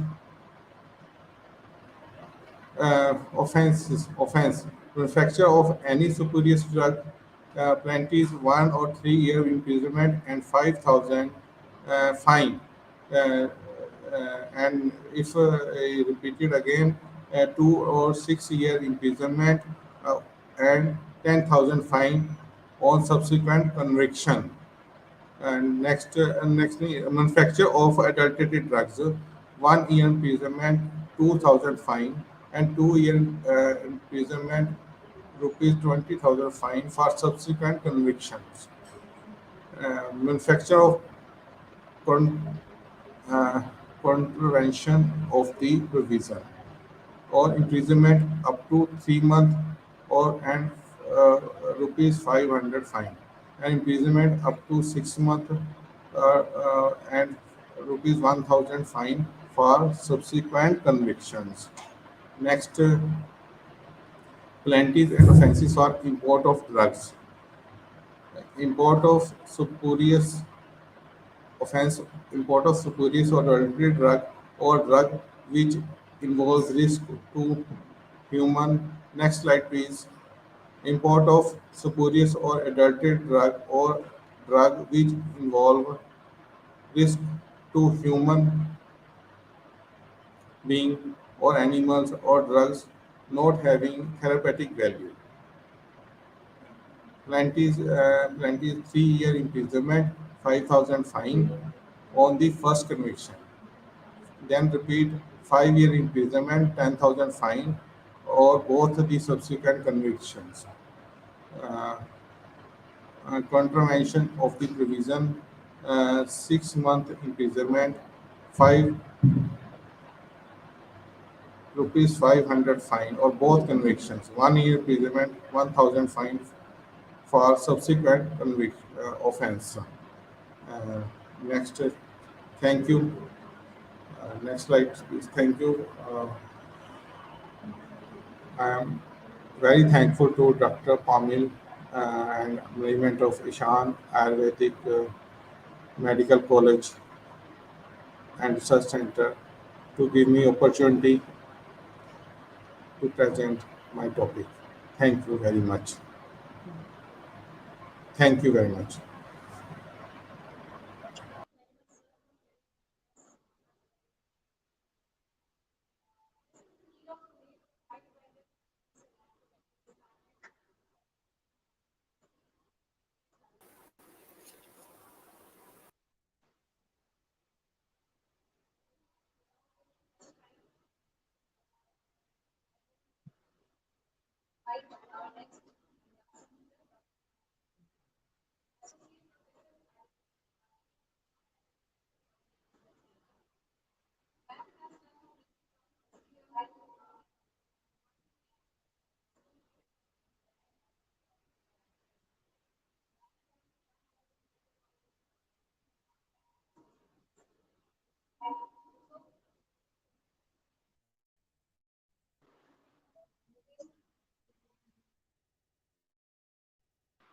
Forward, I would like to call Dr. Tami Sharma ma'am to give knowledge on recent advancements in Ayurvedic pharmaceutics. Ma'am, please. Uh, good good afternoon, everyone. Today, I welcome you for my presentation. The topic is a recent advancement in Ayurvedic pharmaceutics. Can you see my slide, Dr. Kiran? Yes, yes, ma'am. Is it visible on the screen?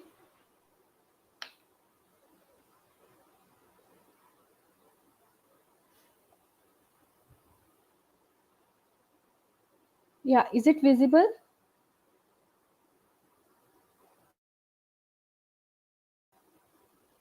Hello? Hello, ma'am. Am I audible? Yeah, you are audible, but my visible it is my presentation is visible or not? Yes, ma'am. Yes, ma'am. It is visible. Uh, Hello. Yes, ma'am. It is visible. I'm unable to forward it for next slide.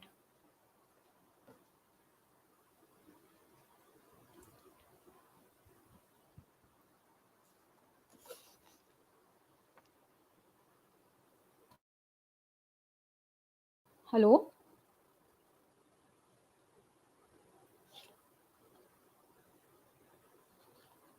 Next slide, please.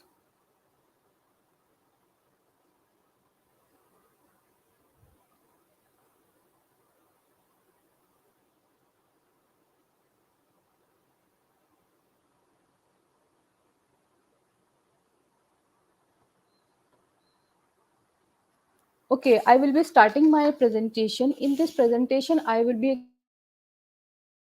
explaining a new pharmaceutics, means what is the present scenario in the present pharmaceuticals. In that presentation, I would be including a new machineries which is a used and new quality control instrument which is a used for the standardization of a medicines. Uh, I am unable to move my this.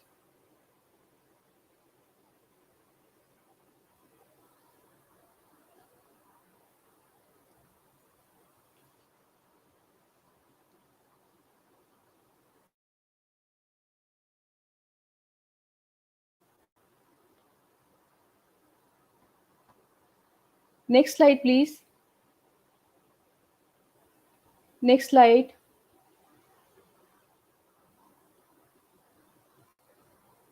Next slide, please. Please do the next slide. Yeah, as we all know, the Ayurveda origin is from the Rigveda or Atharveda. This is a very ancient science. But from the ancient science to till today, means lot of means we all are following our Vedas. Then we can say that this is a traditional to a trend. It was a, earlier it was a traditional science. Till today also it is a traditional science, but it is in a trend. Next slide, please.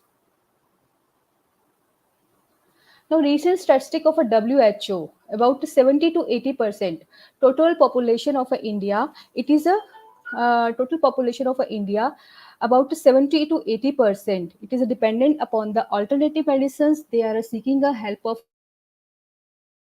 herbal medicines because of a side effect of allopathic medicines, their microbial resistance, their toxicity. These all are things are making the people towards the Ayurveda. Next slide, please. Yeah, please do the next slide. There is a three-party memorandum of understanding. It was done by the Ministry of Ayush. The party was the Ministry of Ayush, other was the Council of Scientific Industrial Research. And there's a one mistake in my slide. The next third party was the ICAR, Indian Council of Agriculture Research Development. The main aim of this was to facilitate the research and development, to maintain the agriculture technique, means agri technology for the medicinal plants. Next slides. Next slide, please. The foundation of a drug and cosmetic act, which is already explained by the Dr. Amit, and but in that in 1964 the Ayurveda, Siddha and Unani medicines were included. Next, please. Drug and Cosmetic Act, as already explained by Dr. Amit, it requires the main aim or objective of this drug is to produce a effective medicine, to produce a good quality medicines, to produce a safe medicine, and efficacy of the medicine should be higher. And there is a lot of control over there, for the storage, for the sale. The prescription is a mandatory. Next, please. Yes, this I would like to highlight about this the act. There is a, as Dr. Amit told, that there was a lot of amendment was done in that. In 1940, this act was a form, but the starting of this act was started from the means the formation of this act was from the 1930. But in 1940, it came into a light, and after that, lot of amendment was done. In 2010, 2010 is 10, the Ayush of Ministry, it made a compulsory to make to do the clinical research for any proprietary medicine or for the any medicines which should be come into market. Before that, clinical trial are required. But the government, but few of a pharmacy manufacturer, what they do, they went to the Ayush Ministry, and they just listed out their problem, practical problem regarding that there are practical problem for conducting a clinical research. For that reason, in 2018, the Ayush of Ministry took this step back, but in Kerala, last year only this step was taken back by the Ayush of Ministry. Next slide. Based on the that what I was telling, that the Ayush clinical trial was a mandatory in Kerala. For that, the government of India selected a three colleges for that. One was in a Trivandrampuram, Tripatinath, and other was is in a Kotikal. These three colleges was selected for that. Next, please. Development in new pharmaceutical equipments. My slide is towards most towards the what equipment we have done. We have introduced in the market, means all the after the research. Next, please. These are equipment. These are equipment list. Next, equipment list. In this list, there are pulverizer, disintegrator, strip packing machine, tablet packing machine, capsule filling machines, pouch making machines. So many machines are machineries are explained or introduced for the advancement of Ayurvedic pharmaceutics. Next, please. Now, in my next slides, I will be explaining shortly about the instrument or machinery. This is a single punch tablet press machine. In this, it is a manually operated. It contain a hopper and die. From the hopper, the powders are put into this, and that powder came to a die. It can be the measurement of a tablet can be adjusted in a die. The diameter of a tablet, size of a tablet can be adjusted in these machines. And there's a 60 to 85 tablet per minute produced in this. Next, please. Next slide, please. This is a tablet punching machine. This is another. It is used by a larger manufacturing units. Next, please. Strip packing machine. This is also used in a pharmacy where the large production of medicines are there. It helps in a stripping, that a capsule make strips making or tablet making machine. Next, please. This is a liquid filling machine. This is also used in a large production where the large number of medicines are produced. In the capacity is 80 to 120 bottles per minute is filled in this. Next, please. This is a pulverizer machine. In this, the powders are made. The powders are that medicines are grinding. Roots, leaves, seeds, anything which is a hard can be grind. Next, please. This is a capsule filling machine. In this, it is a very handy machine. It is made up of stainless steel. It has a 300 holes, means at one time we can fill the 300 capsules. And the machine size, that capsule size from 00 to 05 capsule can be filled in this. And it can be easily dismantled and clean. Next, please. Hot air oven. It is used to dry the medicines when the moisture content is there. Next, please. Kashai and tail preparation. Nowadays, the big pharmacy are preparing a kashai and tail in this form. They are not making a one bhatti and doing a preparing a oil and this. These are in a bulk form. They in these pipe there is a LPG is coming. Next, please. Now, updation in a Kharal. Kharal Yantra, it is a very crucial part of Ayurveda, not even a Rush Shastra. In all the department, we need this for any, for example, for the Mardana, for mixing of a bhasma, for mixing of a powder, we need it at a OPD basis also. But this khalv is a big one, and there are a different type of a khalv, porcelain khalv are there. Next, please. Kharal Yantra, you can see that the manually the in Kharal Yantra there is a lot of manual power efforts are required, but in this Kharal Yantra you can see there is a motor is attached, and with the motor there will be a madan. Then in another side there is a covered one. There are contamination will not be there. Next one, please.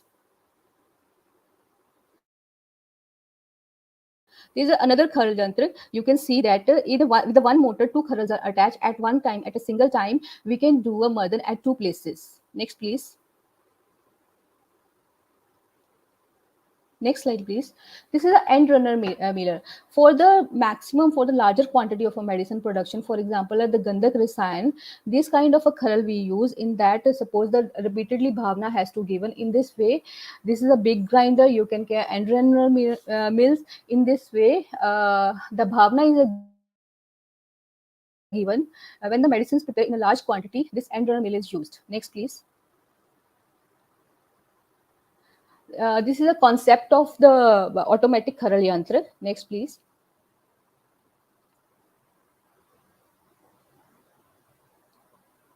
Next, please, slide. Next slide, please. Now I'm coming to a electric muffle furnace. This is a very commonly used nowadays. We are still today we are preparing a bhasma with the help of a puta. But nowadays the electric muffle furnace is used. It is a very helpful for the preparation of a bhasmas. Now the one question is there. Next, please. Next slide, please. One question is there: why we need an electric muffle furnace instead of a classical puta? Because puta system is an open system where there is a lot of possibility of a loss of heat. Because sometimes there is a rainy season, sometimes there is a humidity is more. But with this, the temperature remain intact. The temperature variation observed in a heating according to the season. With the muffled furnace, the heating temperature pattern can be maintained according to the need we can maintain, and it can help in a standardization, and chances of contamination are very less with the use of electric muffle furnace. Next, please. There is a one research paper I have quoted from the internet. The bhasma prepared with the puta and electric muffle furnace. Both there in the upper row you can see the traditional vara puta was given. In that the bhasma prepared has the same as the muffle furnace. They obtain the Varitara this Varitara Lakshana from the same in the same number of putas from electric furnace as well as from the puta method, traditional puta method. There were two research papers. One was on a Swarnamakshi and other was on a low bhasma. Here the Swarnamakshi is shown in this picture. Next, please. This is a Kupi Pakva Rasayana furnace is introduced in the market. In that, in one picture where the Rajasandur is written, here it is a traditional method, and there is an electric furnace. Kupi Pakva Rasayana furnace is there. Here at one time we can introduce the 4 bottles, 9 bottles, 16 bottles to prepare this. There are different models are there for this. Next, please. Next, please. Now the same thing, why we need a Kupi Pakwa furnace when we have a this traditional method, because that is an open method, that is a time consuming, temperature variation observed during because of a season. It help in a standardization of a procedure when we do with the electric furnace, and chances of contamination are rare with the electric furnace. Sorry, Kupi Pakwa Rasayan. Next, please. This is Asav Arishta storage. Earlier day, the Asav and Arishta was stored in an earthen pot. Then later they changes to a wooden that wooden drums. Then nowadays the Asav and Arishta stored in the stainless steel the stainless steel containers. Next, please. This is a disintegrator operator. This operator is used very commonly in the lab. Here we see the disintegration time of a tablet. Next, please. This is a Monsanto hardener tester. This is a used to check the hardness of a tablet, which we use in our quality control lab. Next, please. This is a fry filter. In this, we check the hardness of a medicines. In this, some tablets are kept in this drum. Then it is rotate that 25 circle per minute. RPM is there for 4 minutes. We test from the 6 inches height. The tablet fall inside the drum, and then we see the its resistance against the its resistance. Next, please. Palatability issue is a very big issue in Ayurveda. People do not like to have a bitter taste medicines. This was a very in this way. Next, please. In this, the patient do not accept the bitter taste of the medicines. Few decades ago, the Ayurvedic way of healing was more dependent upon the churna, dry herbs, seeds, leaves, and petals. The way they used to give the medicines as it is, like like a trifla powder, they give it that open trifla powder. You go and make the kashaya. Then they will give a neem powder. You go and prepare shana. But the palatability was a very big issue. Nobody likes to have a bitter taste of a medicines. In this way, the what pharmacy has done. Please, next slide, please. Next slide. With the new improvement technique and innovations, let it be next slide. There are a lot of innovations are done. Many pharmacies has made attractive packing. They mark the bitter taste. The medicine for the children, they converted into a drop form or a sweet syrup so that the children can have the medicines. Kashaya is converted into a concentrated tablet form. For example, Nisha Kathakadi Kashaya. Nisha Kathakadi Kashai, it is also converted into Nisha Kathakadi Kashai tablet. It depends upon the patient. If patient is comfortable with the Kashai, he can have a syrup. If he is not comfortable with the Kashai, he can go for a tablet. In the same way, the churnas are converted into a tablet form. The churnas, the trifla powder, next I have included. Many churnas are converted into a tablet form or capsule form because taking the churna is not easy, and everybody is not means easy to have a powder. Some medicines are converted into a extract form. For example, the haldi is sold in a market in the curcumin. The oils are turned into the ointment form. Next, please. Next slide. With the improvement of the outer packing of the Ayurvedic formulation, more people are getting attention towards the natural herbal medicines. Please, next slide. Earlier, the medicine form was this, the where they used to give in this form or in a pudia form. Next, please. Next slide. Now, which I told you, for the children, the Himalaya company has made in a drop form. Next, please. Next, please. This is for the children. There is syrup form also, and another example is there. There is a kuka syrup is coming in the market, which is a very famous. For that, they have made it a lozenge form for the throat problem, which is easy to carry, easy to take. Palatability is very easy. Next, please. Then another is a Charak Pharma Kofol chewable tablet for a cough. You can see that the syrup is also available, whereas the chewable tablet is also available for this. Next, please. Now, the example which I quoted for Trifla Churan, the Himalaya company has made, or so many company are making a Trifla tablets or trifla capsules. If the patient is not comfortable with the tablets, then he go for a syrup, trifla syrup. Next, please. Now the stress form capsule, it is a very famous in the market. You can see that the taking a powder is a difficult. Instead of a powder, the patient prefer to have a capsule. In the stress form capsule, the extract of a ashwagandha is purely ashwagandha is there. Next, please. Now the Shirwala Abarti. Why I'm showing to these things to you? Just to show the recent advancement. Means what advancement is taken place in the market in Ayurvedic pharmaceutics. Now the Shirwala Abarti. The Shirwala first is in a liquid form. It comes in the oil base also and in a ghee base also. base also, and the pharmaceutical company like Naga Arjun or Cortical, they prepared in the tablet form. These are a gel based tablet. It contain oil inside. Now again, I'm coming to a palatability issue. If the patient is not comfortable with the Shirvala Avarti, he can go for a Shirvala Avarti capsules. Now, and this is a Shirvala tail. Next, please. This is again the oil, the Jatyadi oil. It is converted into a Jatyadi ointment, which is easy to carry. Sometimes the bottle may leak, but the ointment may not be leaking. Next, please. Now, Patrapinda Potli Sway. This is also Ayurvedic Pharmaceutics update in that. Earlier, when we were in a UG or working in a OPDs, we used to collect the Nirgundi Patra or Erand Patra going and collecting. But nowadays, they made a ready-made potli. And these potlis are easy to use, easy to carry, handy. Even the patient can take itself and do the massage over the potli massage over his knee joints. Next, please.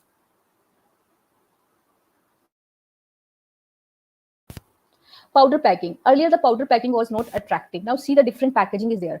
It is coming in a paper package. It is coming in a bottle form. Even a small sachets are made. These are a 5 gram sachet of a Ramdev. For example, if we need only 5 gram of a bhasma, why to purchase the 25 grams of a bottle or why 100 gram of a water? So, if for the convenience of a patient or a person, they made a packing in a 5 gram. Next, please. Now, the concept of a green tea, it also comes from the Ayurvedic Pharmaceutics. Next, please. Now, advancement in the Swarn Prashan. Yeah, we all know the Swarn Prashan. For that, it is a very easy to use for the patient as well as for the doctors. The Dhutpapeshwar company has converted a pack of a 30 tablets, which is in the form of a Swarn Prashan. It contains a 2 milligram of a gold. Next, please. By seeing the Dudh Papeshwar, even a Davar has started a Swarn Prashan tablet recently. Next, please. Now, the turmeric. It is converted into an extract from curcumin, elite curcumin, and in this form, they are circulating in the market. Next, please. Now, conclusion. Now, I would be coming to a conclusion. The popularity of Ayurveda year back was very minimal, but by seeing the side effect of the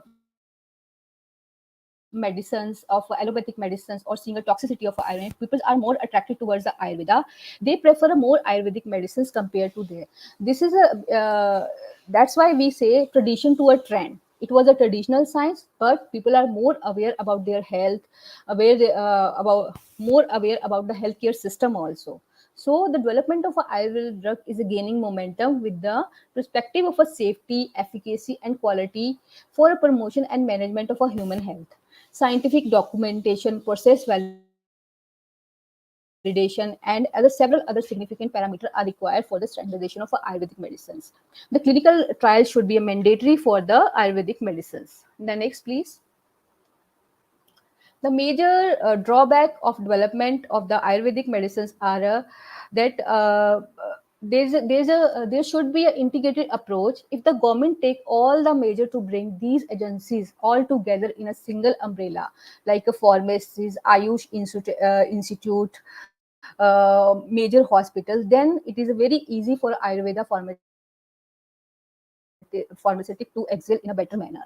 Now, in the end, I thankful to Dr. Sandeep for accepting our invitation, and Dr. Amit for accepting our invitation, and our management for providing this platform, and our Dr. Garg sir and Jaswinder ma'am for this opportunity. Thank you everyone for listening patiently. Thank you.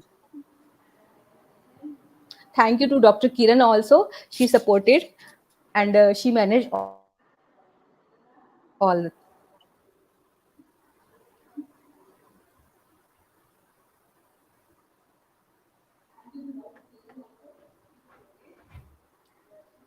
Yeah.